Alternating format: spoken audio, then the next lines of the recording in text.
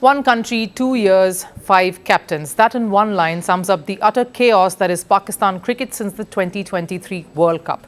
But this latest twist, the sacking of Mohammad Rizwan as ODI captain, hits differently. Because this isn't just about bad form or a trophyless run. This is about religion, politics and power, all colliding inside Pakistan's dressing room. Now, when the PCB announced Shaheen Shah Afridi as the new ODI captain, it all looked pretty routine. Another day, another captaincy change. But scratch the surface and you'll find this story goes way beyond cricket. Rizwan had been at the helm for barely a year, just about 20 matches in all.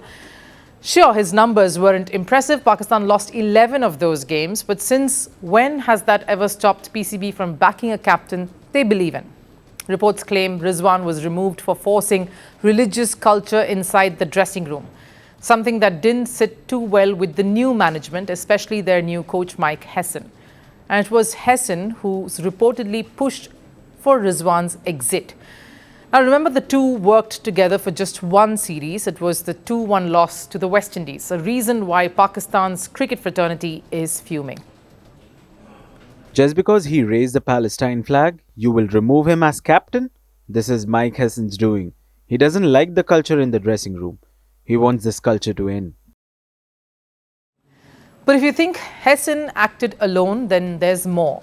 Behind this move stands an entire network of influence inside the Pakistan Cricket Board. Former cricketers like Aaqib Javed, who now runs the High Performance Centre, ex-captain Sarfaraz Ahmed, and of course Misbah-ul-Haq, both serving as advisors to Chairman Mohsin Naqvi.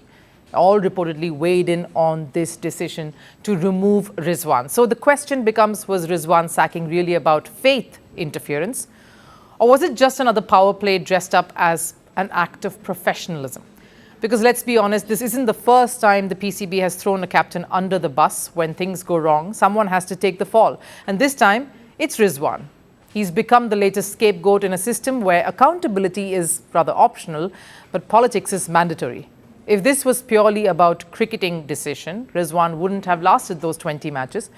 And if this was purely about religion, PCB should have acted months ago.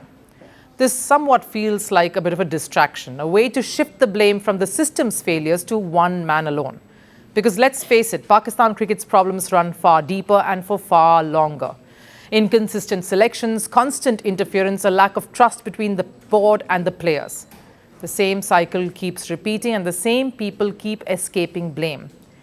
Even the new man in charge, Shaheen Afridi, has been down this road before. He was made T20 captain in 2024, sacked after one series. So what's changed now? How does a player who was once called unready for leadership suddenly become the savior? If Shaheen had to be made captain, he could have first been appointed as vice captain and his performance judged accordingly, especially considering his fitness.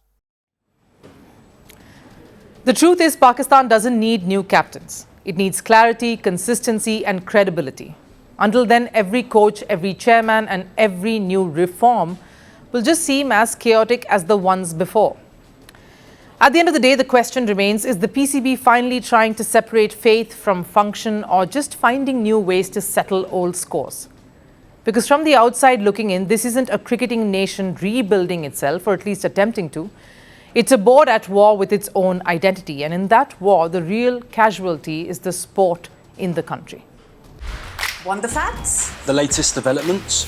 News that gets straight to the point. Well, we've got all three just for you. This is Firstpost Live, a brand new show, your window into what really matters. Don't miss it.